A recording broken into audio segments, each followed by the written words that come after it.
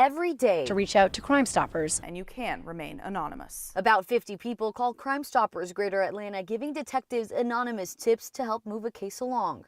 168 agencies across the state use Crime Stoppers to get tips from people in the community.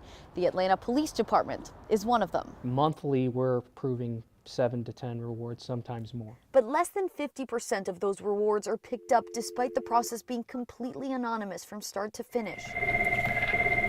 Sergeant Ronald Paxton remembers when hundreds of calls a day flooded into the hotline in July 2020. We were reading some that were 2 or 3 days old, just because we had a backlog of hundreds and hundreds of tips. That's when 8-year-old Secoriea Turner was shot and killed as she was riding in the car with her mother. I just wanted her killer to be captured. I wanted it to be a cold case. We reached out to a lot of community organizations asking for help. But as the calls came into Crime Stoppers, so did a glimmer of hope for Secorea's father. It's a good feeling just to know that the community and the people that like behind you and they want to see justice. We're losing black kids to this day, and not just for my child, I hope they do it for every other child too. A second suspect was arrested August 2021. Sergeant Paxton says multiple tipsters helped investigators identify the suspects. That was some sense of relief. The year Secoriea was killed was also a record year for Crime Stoppers Greater Atlanta. There was a lot of anti-police rhetoric going on at the time, so you would think that tips would go down. We've seen the exact opposite. It received 5,400 calls in 2020 compared to 4,300 in 2021.